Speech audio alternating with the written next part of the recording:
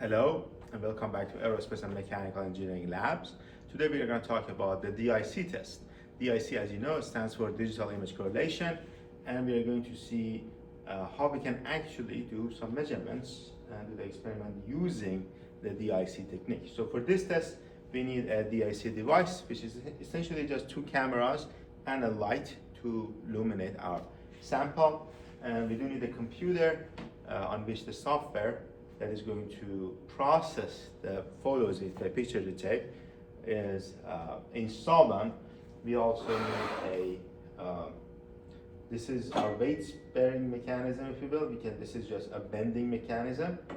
And we do need a sample. The sample needs to be, let me bring this closer to the camera. The sample needs to have speckled patterns on it. So essentially a white background and a couple of black dots on it, right? And using this system, we are going to apply load to our sample like this, like by putting weights on top of it, and then we are going to take pictures for each load that we put on.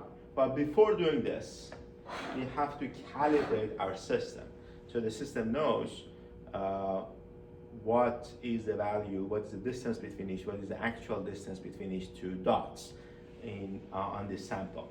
How should we do this? We have to use a calibration module that is given to us.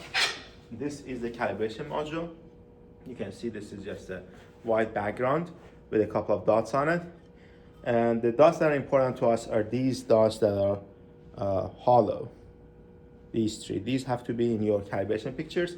And then on the back of it, it says 14 millimeters, which essentially means that the distance between each dot on this is 14 millimeters. You have to use this information to set up your calibration system and do the analysis. So what we're going to do is we are going to take a couple of pictures. I'm going to show you how to take pictures of the calibration sample, and then we are going to take pictures of the actual sample while we put loads on it. We are ready to do the experiment.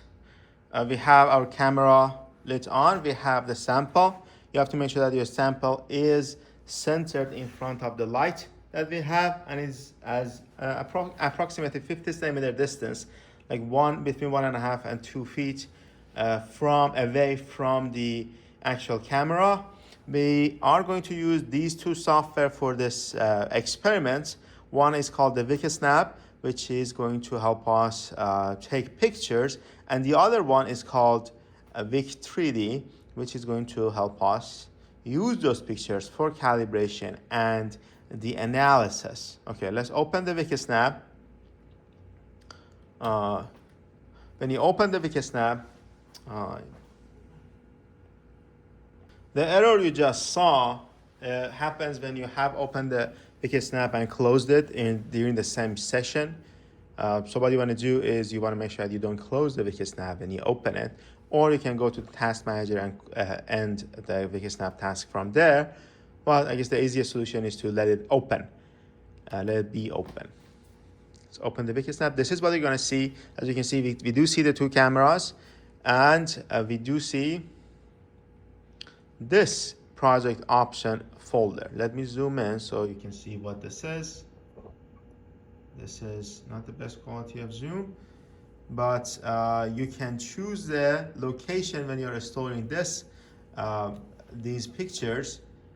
I usually choose desktop, and then I create a new folder in the desktop.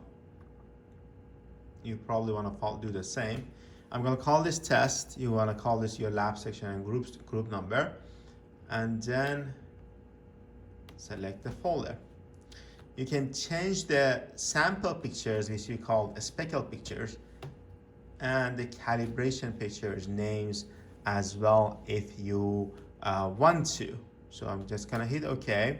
It asks me if I want to create a new folder. It's going to create a new folder for me, so it's changing the name of my folder for some reason, but it's all right. I'm just going to let it create whatever it needs to create.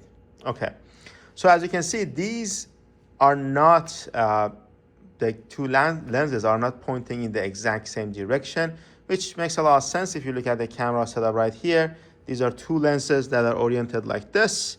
So they are not going to give us the exact same pictures, but you want to make sure that your pictures are essentially as similar as possible. They don't have to be identical pictures, but they have to be as similar as possible, which with this camera setup, we won't be able to get the exact same pictures anyway.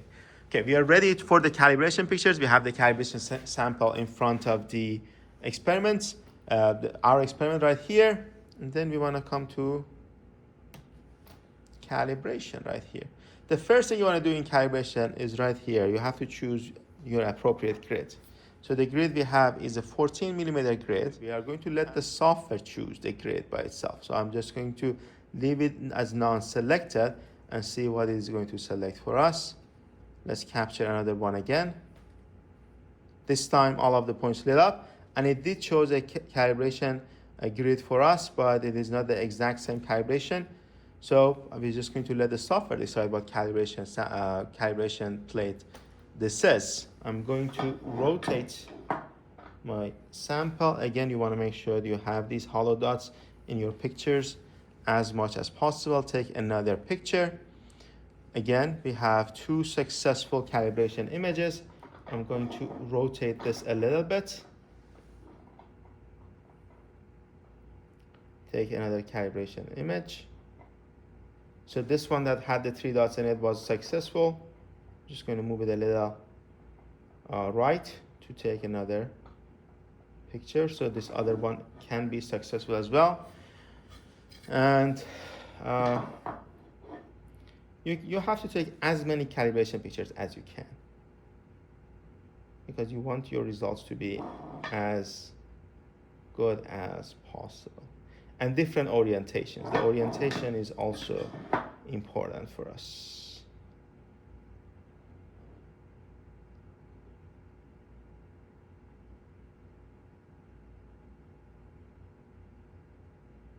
Again, another successful image. As you can see, some of them gives us values that are green. That doesn't give us just the number of data points that we have captured. It also gives us values that are green, that this tells us that we have done a successful calibration. As you're going to see in the lab here, we are given a score. This tells us that we actually have done a good job of calibrating this, and we can take these later on to VIC-3D to do the actual calibration of the data points. Okay, I'm going to remove the sample, and the next step for us is to just keep adding weights to our system. And to take the speckle images or the actual sample images, you want to come back to the original menu and go from calibration to a speckle. It tells us right here that we have 7 calibration images from the 2 lenses, so 14 total pictures. I'm just going to take one picture first before adding the weights. Capture. And then I'm going to keep adding weight.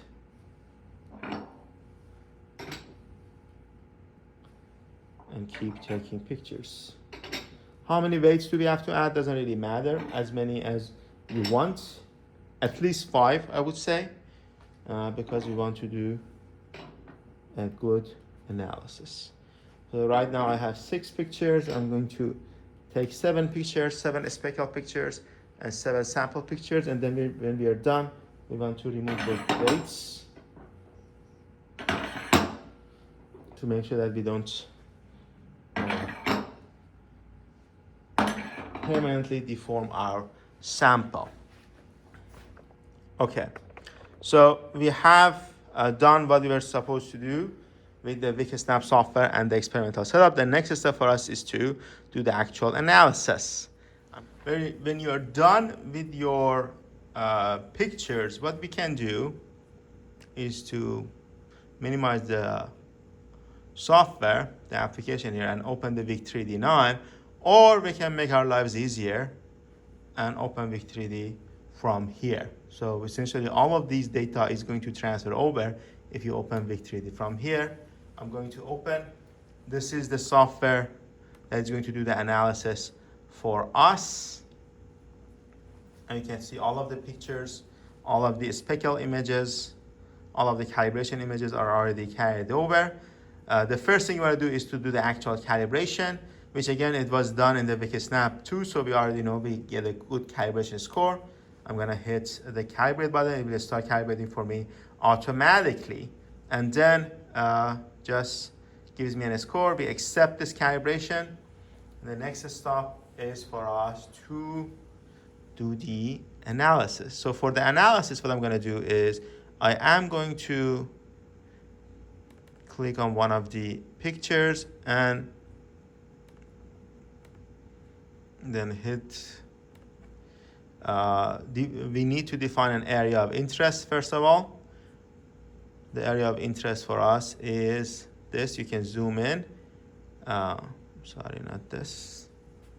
Let me actually move this right here. This will be our area of interest. You can place it anywhere on the sample, doesn't really matter. And then you hit this analysis button. You will take that area of interest. It will choose the pictures. We have 6 pictures, 7 pictures. Like the reference one is going to be the picture number 0, and then the 6 other loaded pictures. And then I'm going to hit run. You can see it is giving me all of the strain.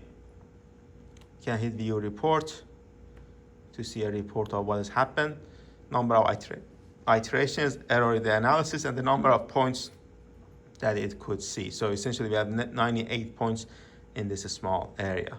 The analysis is done. So to find the strain field, you come here, you click on calculate strain. So, and then you hit the preview. You can hit the preview to get a preview of what it is at each point. And when you get you can actually select all of them to get the preview of what the strain is. When you hit the start, it will do the analysis for you. We can do the von Mises strain. We can do the raw gradients. We can do a lot of different things. If you click on this, on any of the pictures, and click preview, it should give you the added strain field. You can see at each step, a strain has changed for that specific sample. And then what you want to do is you want to take screenshots of this using the snipping tool or any tool that can actually do the screenshotting for you. And you want to include all of these in your reports. You just have to save the screenshot first of all. You can save the screenshot in your folder as the first PNG, and second and third, and so on and so forth.